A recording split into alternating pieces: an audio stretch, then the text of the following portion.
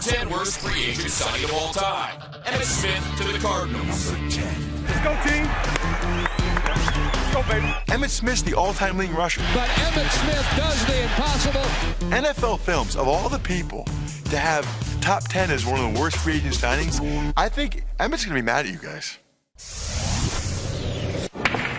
After 17,000 rushing yards and 3 Super Bowls, You got undoubtedly one of the best backs in the NFL ever. our number 10 worst free agent signing was a Cowboy who decided to head farther west. What up, fellas? In 2003, the Arizona Cardinals solicited the NFL's all-time leading rusher with an attractive offer. How sweet it is. A 2-year contract worth $8 million. What is that about? Yeah, I remember being at the owners' meetings and the news broke they're going to sign Emmitt Smith, and we're all thinking, wow, a 34-year-old running back, that's the answer for this team. I guess we cashed that check today. The sad thing is that Emmitt should have never played in another uniform. I just can't picture Emmitt Smith full blood red. He's a cowboy. He should have never left for there. Emmitt Smith wearing the bird on the side of the head, you just kind of knew it wasn't going to work. Hands for Emmitt running left, fumble the ball. Everybody knew Emmitt Smith was done. At those days, it seemed like the last team to know anything was the Arizona Cardinals. So they're holding up Emmitt like, oh, we just got this guy, we're expecting him to lose 10 years, right before your very eyes. And if anybody wants to give $8 million to me when I can barely walk, I'll take it.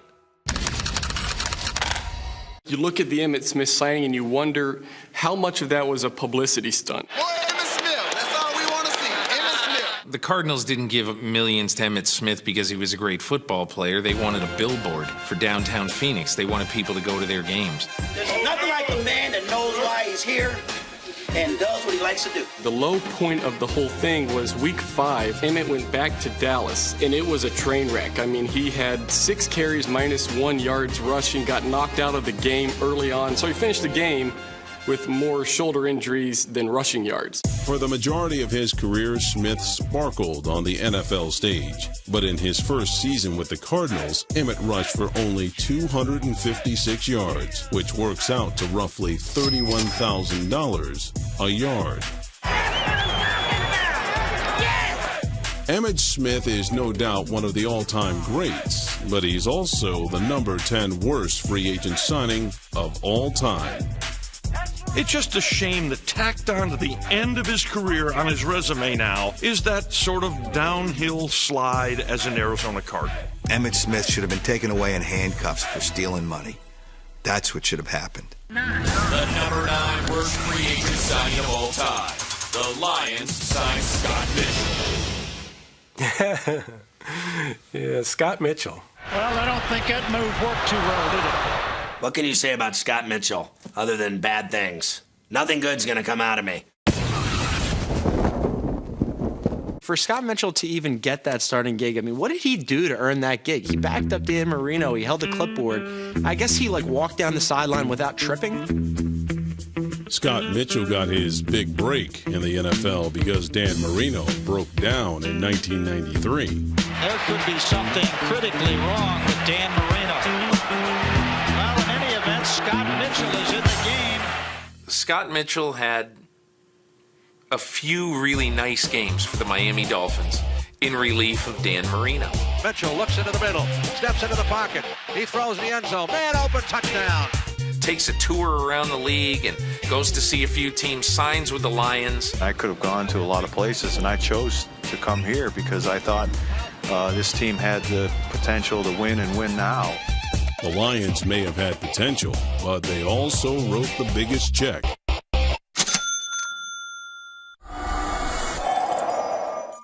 If you were casting a role in a movie and you wanted a quarterback, it would be him. Big. What a big man he is. 6'6", 230-pounder, Scott Mitchell.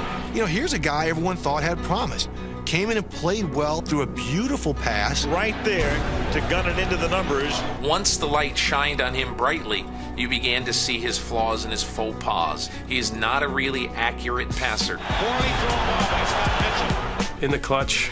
Mitchell, near side, it's picked up. Towards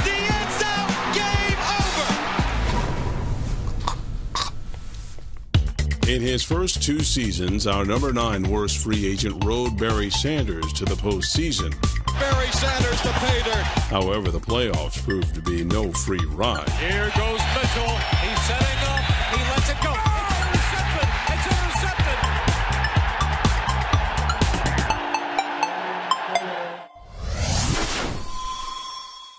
You know, Scott Mitchell just gets totally destroyed in history.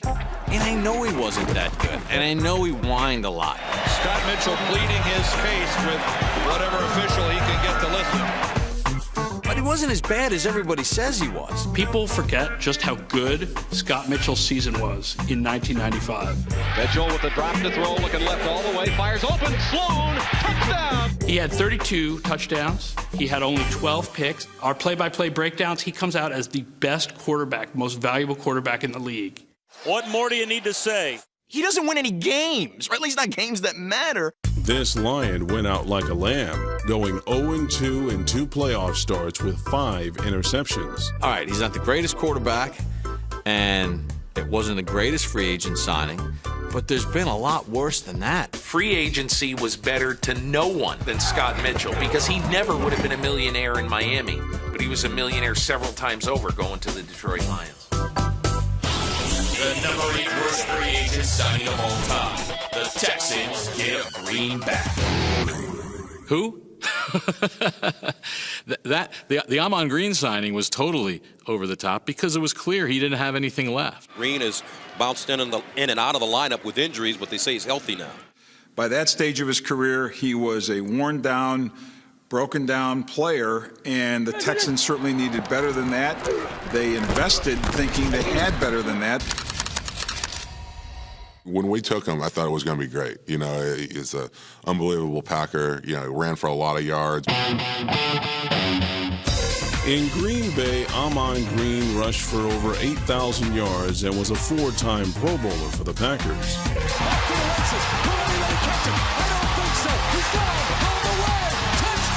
There's Houston, you know, really trying to find something, and they go out there and, you know, Amon Green to put up the good numbers, and let's bring him in, and that's going to change our landscape. It's a powerful runner, signed a 4-year, $23 million contract. The acquisition that we're making today is just the perfect one for us. Perfect fit if you're getting the original Amon Green, but when you're in your late 20s, you can't stay healthy. He never played. He was hurt the entire time. He never played for the Houston Texans. It just seemed that way. Between 2007 and 2008, he appeared in just 14 games and never ran for 300 yards. I really think in the case of Amon Green, it was just a function of a player at a position in which you reach a certain age and you can no longer play at that level. Amon Green limping off the field. Our number 8 worst free agent may not have lived up to his contract, but he did earn over $41,000 per rushing yard. Amon Green running nothing. But when you see, like so many times, the guy's at the end of the line, he gets a big signing bonus, Amon Green didn't do squat. Ron Dane actually played better for them than Amon Green did. It's the resurrection of Ron Dane. When you have that term, Ron Dane wound up being the leading rusher, it means someone made a personnel decision goof. This Texans team under Coach Kubiak must be awfully disappointed right now. Green was a huge disappointment and a tremendous waste of money. He just kind of slid out the door and nobody paid any attention to him. The only thing anybody talked about is what a bust he'd been and how he should have been arrested for stealing. Number 7 worst free agent signing of all time. Jeff Garcia has the Browns seen red. What's going on today? You know, Jeff Garcia is an interesting player. I think there's something fishy about Jeff Garcia anyway. Any of you guys bring any gum out? No. Nobody wants fresh breath on this. Got some gum? Got any gum on you? They gave him all the money. Garcia back in the pocket, throws the slant, picked off. $25 million's a lot a money. Bubble yum. Oh, thank you. That one made no sense. Krispy Kremes. Let's get a box. A 3-time Pro Bowler with the 49ers, our number 7 worst free agent signing was one of the NFL's hottest commodities before the 2004 season. Garcia was a good player, a good quarterback for San Francisco. Jeff Garcia just threw the perfect pass. Jeff Garcia was an overachiever, so at the time I'm thinking, that's a pretty good play for the Browns to get him, bring some stability, so I probably would have made the same mistake. That might be one of the greatest comebacks in playoff history. Bringing Jeff in was a show that, the Cleveland Brown organization is all about getting us back into the playoffs. The Browns were searching for veteran leadership, and the 34-year-old Garcia struck gold with a $25 million contract. Yeah, baby! How about that? Another day, another hard dollar, dog. And he lost the football. Garcia's in trouble. In the pocket, and he got stripped of the ball. It's picked up. We got into a situation where we were down. We never really got into any sort of rhythm as far as an offense was concerned. Garcia was one of those guys that you'd be better off, as a backup, where if somebody gets hurt, you plug him in there and he plays well. To give him all the money to be the starting quarterback, you didn't have to do that. You look at the Browns quarterbacks since they've returned, Tim Couch, Spurgeon to Surgeon Wynn, Doug Peterson, and then you went out and got Jeff Garcia.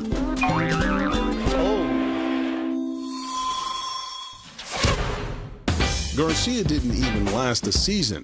The Browns released our number 7 worst free agent signing after only 10 games. That right there will make you sick to your stomach. The Jeff Garcia thing, that's more attributable to the ineptitude of the Cleveland Browns than it is Jeff Garcia. Come on, Lord, give us a break here. Come on, Lord, do the right thing. Come on. Jeff Garcia, after he left the Cleveland Browns, took 2 teams to the playoffs. The Eagles. You got to give a lot of credit to Garcia for making this happen. That's character, baby. I'm telling you, that's character, baby. And the Tampa Bay Buccaneers. What a throw by Garcia. I see him, Jeff. I see him, baby. He was a good quarterback at that time. He was just surrounded by a lousy team. That's crazy when you can see it right there that his knee was down. And bless your heart, Cleveland. I think you have that effect on people. Number 6 worst free agent signing of all time. San Diego signs David Boston.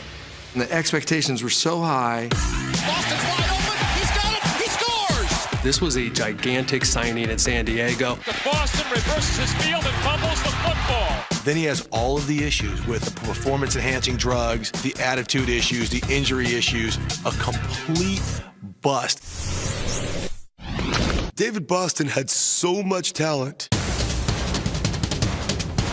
Shoots it to the near side for Boston. He goes way up in the air. He got it. He scores. David Boston had 1 or 2 great years with the Arizona Cardinals where you thought this guy is a special receiver and he can be as good as anyone in the league.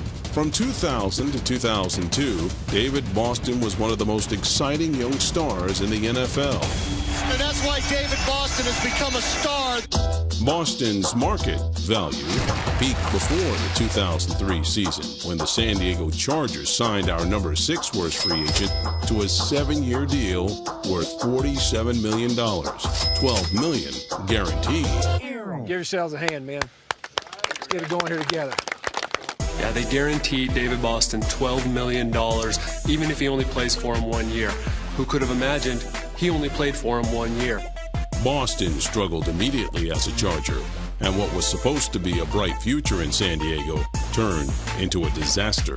Did he lose the ball? Looks like he lost it. He wasn't a very mature guy. He got in a fight with the strength coach. Teammates didn't like him. The media didn't like him, falling asleep in meetings repeatedly. That his focus just seemed to be lacking. Drug use. Talk about some guns. He's got them. You know how some kids rebel. One of the more interesting stories is that his dad's an official. His dad, Byron Boston, one of the better officials in the NFL. What's David's number anyway? 89, there he is right there. 89. 89, yeah. Not the way the Chargers were hoping to get out of the gate.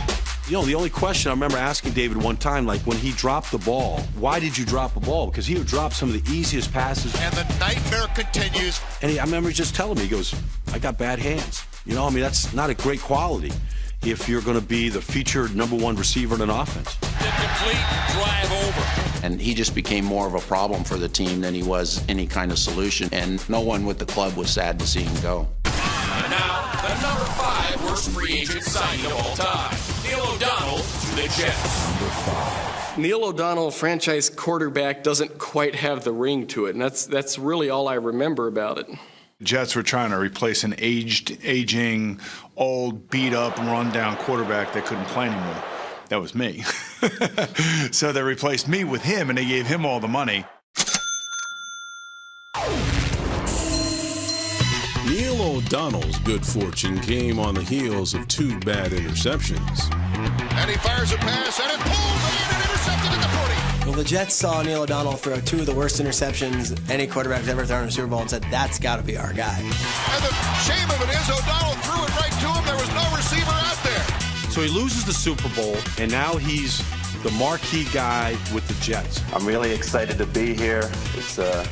I came back to New York because it's a great challenge and a great opportunity. I thought O'Donnell was decent. I mean, I didn't think he was a great quarterback, but I thought he was a professional quarterback. I know the money they gave him was ridiculous, but at the time, I actually thought it was a pretty decent signing. We had to do something. The team was terrible.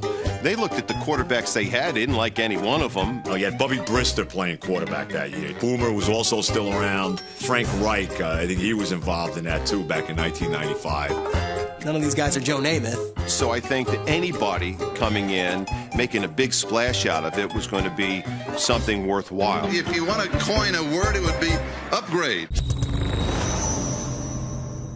I tell you, I'm so impressed with Neil O'Donnell. I mean, I know. He's better than you even think he is. I mean, he's accurate, you know.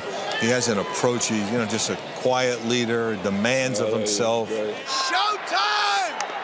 It's showtime, Jets! Come on, Neil! After signing the biggest free agent contract in Jets history, O'Donnell went winless in 6 games before his season ended because of injury. The Jets finished 1-15, the league's worst record. I can't imagine a poorer performance by a New York Jet team since they were the New York Titans. As it turned out, O'Donnell is a guy that, it was banged up a lot. Wasn't very mobile, couldn't get out of the pocket. This is no Baryshnikov wearing number 14. You're going to pressure him. You're going to make him move. He's doing what he doesn't want to do. Some of his teammates questioned his toughness and leadership and desire to play the game. Our number 5 worst free agent lasted only 2 years in New York before Bill Parcells decided to pull the plug prior to the 1998 season. Was it really a good signing? Well, no, because what did he do? Did he make them any better? Did he even do anything? He had no help. He had nothing. He didn't have coaching. He had nothing. Anytime a defense can get a smack on Neil O'Donnell, it just adds another smack to a long list of hits. The quarterback is supposed to do more. You're supposed to be the guy who can take mediocre talent around him and raise him to another kind of level. On his best day, Neil O'Donnell was not that type of quarterback. It was just unfortunate that it didn't work out for Neil, but he got a nice payday. Really nice payday. Number 4 worst free agent signing of all time. The Browns signed Andre Rison. That's a memory there in Cleveland, and it's a real short one. I don't even remember that one. It was a bad signing for the Browns, and probably most Browns fans in Cleveland will remember it as the last worst thing Art Modell did before he took the team out of Cleveland. In 1995, the Browns looked to be contenders.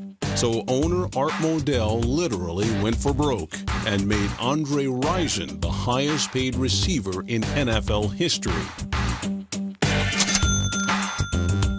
Art Modell was convinced by the experts around him that Andre Rison was going to be the final piece to his puzzle. Talking to him yesterday, he was all smiles talking about this Cleveland Brown team and especially the addition of Andre Rison. He knows if it goes right, he plays well, they can go to the Super Bowl. And one of the main things he said was to sign Andre Rison, he had to go to different banks to get the money in terms of signing bonuses.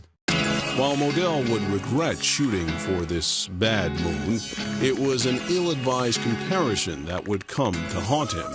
I never will forget the day that Art Modell sat in the press conference and said, the experts have told me, that this guy, Andre Rison, can be as good as Jerry Rice. And of course, all of our eyebrows, really went up. What Art said was true. Bad Moon Rison, the greatest. Right there, Rison. I mean, come on. That's just ridiculous. Andre Rison was a better athlete. He was faster, better dexterity. So what Art said was true. What he didn't say is that one guy was committed to his craft and the other guy was just happy being good. I think he proved to be not every bit as good as Jerry Rice. He's more like a Minute Rice, I think, is how it wound up being for him in Cleveland.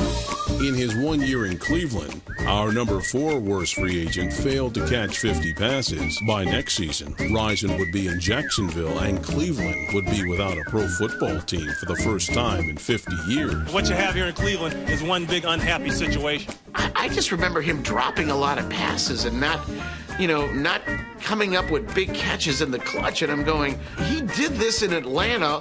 Why couldn't he do this here in Cleveland? I mean, what the y'all want from us, man? Damn, man. Andre Rison in that Atlanta Falcons system is a lot different than Andre Rison outdoors in Cleveland. Rison just standing there watching. He cost his team almost 50 yards in field position. He was the first scary team distraction. Andre's going to come off the ball, and he takes a shot. It's the beginning. He was more in the news for what was happening off the field than what was happening on the field. Bad Moon also came with his Bad Moon girlfriend, who later set his house on fire, of course. Bad Moon spent 1 year there, collected a lot of money. He disappeared, and, later was seen in the Super Bowl getting a ring. Super Bowl 31, live in New Orleans. Bad Moon. Only in Cleveland could you have a Pro Bowl player come here, not really do anything, then leave, and end up getting a Super Bowl ring. It is going to be a touchdown to Andre Rison. Number 3 worst free agent signing of all time, the Raiders Super Bowl MVPs. I shook my head. I could not believe that. Here's a pass in the flat, picked up by the Cowboys. Larry Brown may score. Larry Brown was never a great cornerback. This guy is lightning. Only special teams player ever to win Super Bowl MVP, and he was absolutely useless. The Vince Lombardi Trophy is coming home. You got the feeling that Al Davis sat there watching the Super Bowl going, I wish I had that guy. Our number 3 worst free agent signing of all time is the tale of 2 Super Bowl MVPs. Touchdown for Desmond Howard. And the great expectations of an NFL renegade. The great thing about Larry Brown in that Super Bowl was all he had to do was show up with his hands attached to the end of his arms because the ball was thrown directly to him by Neil O'Donnell on those 2 throws. He ends up with 2 picks. And the shame of it is O'Donnell threw it right to him. There was no receiver out there. Here's a pass in the flat, picked up by the Cowboys. Woohoo! All he had to do was put his hands out. You get one more, you can run for mayor. Is that turn up? I'll vote for you, dog. As long as you give me a job. It was a freebie, it was a gift, and gladly appreciate it. The Raiders rewarded the MVP of Super Bowl 30 with a lavish $12.5 million contract. That's how you play, Larry. That's how you play, baby. With confidence. How can the Raiders spend this kind of money on Larry Brown? He was a very average player. He certainly wasn't a guy that you were going to plug into your defense and your defense was going to get better. Touchdown, San Diego! Didn't really work out very well at all. He just didn't have those coverage skills because he went to the worst possible team for him. Went to a man-to-man coverage team. And that wasn't really his game. He was more of a zone guy. Brown started 1 game for Oakland and was released after 2 seasons. I can't believe I am witnessing this. It was embarrassing. They give him all this money, can't play, doesn't work, goes out to the black hole, falls right into the black hole, and gets consumed to the vacuum of nothingness.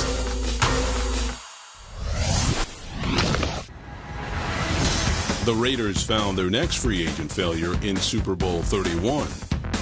Desmond Howard, kick return in the Super Bowl for the Packers. Within minutes, I think he was signed by Al Davis. Touchdown for Desmond Howard. They are saved 99 yards. Desmond Howard, wonderful kickoff guy, but do you really want to give that much money to a kickoff return guy? The Raiders gave Desmond Howard a blockbuster deal in 1997, even though this return was the high point of a journeyman career. He may be gone. Midfield. The 40, the 30, the 25, 20, the 10, 5. Touchdown for Desmond Howard. Desmond Howard had been on 3 different teams in the 3 years before Oakland signed him. He only had 1 season with more than 300 yards receiving. How Oakland thought that this guy who had bounced from team to team and had always been a return specialist was suddenly going to be something more than a return specialist who was going to solidify their franchise beats me. Backs up, no, a fumble by Desmond Howard, picked up, touchdown! Oakland went 4-12 that season, and Howard, like Brown before him, never delivered for the Silver and Black, making this pair of Super Bowl MVPs number 3 on our list of free agent flops.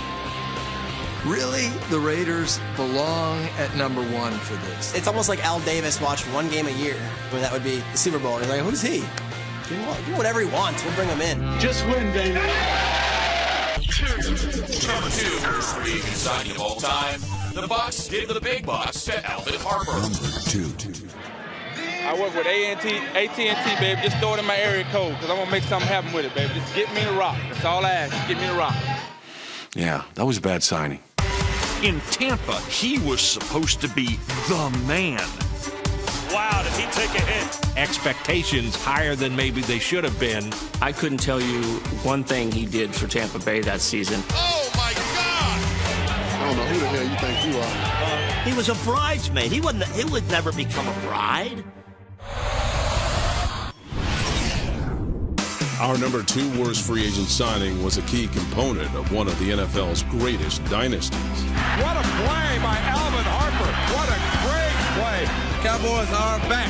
You go watch some of the footage of those Cowboys teams. Alvin Harper was a good player. He'd have 3 guys draped on him. He'd catch balls. Throwing it for the bunch into the end zone. Now, I went to school with Alvin, and his ability was phenomenal. High jumped over 7 feet coming out of high school, could run like a deer.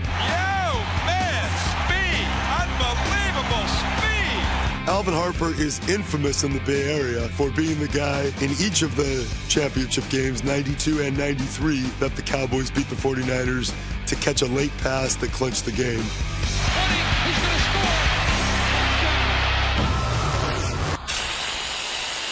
Those hands are worth a lot. A whole lot. You're going to see what they're worth today. While Dallas won 2 rings in the early 90s, Harper hit the NFL market in 1995 and was quickly snatched up by Tampa Bay with a 4-year contract worth $10.6 million. Alvin Harper took the money and didn't run. He got hurt almost immediately, barely got on the field. And Tampa Bay wrote the big check to think he was going to be a guy that changed their fortune. Look what happened. A bust. Maybe not the biggest bust in Tampa, but it was clear that Harper was not the same playmaker he was in Dallas. He is walloped. Well, we expected him to come to Tampa and change the culture. We'll handle a little business today. You know, he was a number 2 receiver in Dallas, and we expected him to come to Tampa and be a number 1 receiver. He wasn't a number 1 receiver in the National Football League. Alvin Harper was your classic number 2. All of a sudden, now you're the number 1 receiver. Not the same thing. You don't have a Michael Irvin on the other side to take away that coverage. Hey, when you don't know what to do, just dial 82. This number 2 receiver only lasted 2 seasons in Tampa and is now our number 2 worst free agent signing. I saw right away that Alvin Harper had his money, he had his Super Bowl rings already, and there was nothing Tampa Bay really could offer him at this point in his career other than paychecks. Hype, Dawson. Don't hype, baby. Don't hype. Get on Dawson. Time to get hype. I think Alvin Harper was one of the worst free agent signings, and that falls on the team. I think the Bucs did not understand what he was and what they were getting, and therefore it turned out to be an absolutely horrendous free agent signing. And now, the number 1 worst free agent signing of all time. Anyone to the Redskins. Number 1. There's a number 1, and then there's everybody else. And the Redskins have to be at the top of the list. This is a category that deserves its own top 10 list because I couldn't even distinguish one from another. Over the last decade and a half, no team has taken a more active role or spent more money in free agency and gotten less in return than the Washington Redskins. Wow. I mean, the list goes on. Dana Stubblefield. Deion Sanders. Adam Archuleta. Antoine Randall L. That didn't work. Bruce Smith. Jeff George. We even forget that when Steve Spurrier came in, he tried bringing in Danny Werfel and Jaquez Green and just making them the Florida Gators. They're not all bad. London Fletcher. Let's have fun for the man next to you, man. Let's go ahead and play for each other, man. And dominate. London Fletcher's the big one. He's panned out in a major way. Year after year, we watch them sort of sign the guys with the AARP cards and bring them in and completely overpay them. The Redskins' recent run of bad luck began in 2000 when they overpaid for a pair of aging stars in Bruce Smith and Deion Sanders. It was literally like they signed the 1992 All-Pro team, but it was 2000, and none of those guys panned out. Deion Sanders had the toe issue. Bruce Smith, I mean, he was basically there to try to get the sack record. Bruce Smith, 199th career sack, which is a new NFL record. Jeff George, the next season, he got cut. He was our starting quarterback and got cut before the third game. And then they had the famous Adam Archuleta signing. And the biggest problem with it is they had a safety on their roster who was better, and that was a guy named Ryan Clark. Ryan Clark is still a great player with the Pittsburgh Steelers. He throws it long down the field. The pass will be intercepted. Steelers have it, Ryan Clark. And Adam Archuleta has been out of the game for a long time. You need to divide up number one. You need to have either redo the list and make it number 2 and number 1, or do a 1 and 1A, because Albert Haynesworth deserves his own category. Albert Haynesworth, the big $100 million deal, he wanted it. Is he worth it? $100 million. And what did Daniel Snyder get? Absolutely nothing. When I line up in front of somebody, when I put that helmet on, it's to kick butt, and it's to make sure that guy knows that I'm the best player ever played against. I mean, he has the most active off switch of anybody who's ever played the game. Down on the ground, you have to get up, and you got to continue to chase Michael Vick, and that's not good to put that on tape. This last offseason was just amazing. What is going on with Albert Haynesworth and the Redskins? You had Albert Haynesworth not running these sprints, then maybe going to run these sprints. Hopefully he'll get it done tomorrow, but it may take 2 or 3 days, may take a week. I really don't know. Hey, Albert, can you run from here to there? Nah, man, I can't do that. When he doesn't want to do the fitness test, that might be a good indication that maybe Albert Haynesworth's not your guy. The football management in Washington always thought we want to be the best that we can be in March, and that's going to help us win games. The Haynesworth signing will certainly put the Redskins among the contenders for the mythical off-season Super Bowl. I honestly think Daniel Snyder's heart is in a good place. You have to like him because he's willing to go to whatever lengths he needs to try and build a winner, and he's willing to write a big enough check. In football business, you're banking on one individual player. And so if that individual player gets old or starts to break down, your entire project, your entire investment goes down with it. The Washington Redskins may never, ever win a championship again if they keep on with the mistakes that they make signing free agents. In the NFL, the art of finding a good free agent is not an exact science. You have to understand why the player performed well where he did. You can't just take a piece and put it somewhere else and think it's going to work. You've got to sign guys who fit your scheme. You got to know what the plan is, what you're going to do with them. For every Reggie White or Drew Brees, there are 2 or 3 Albert Haynesworths. So if you're shopping for a free agent, buyer beware, because you don't always get what you pay for.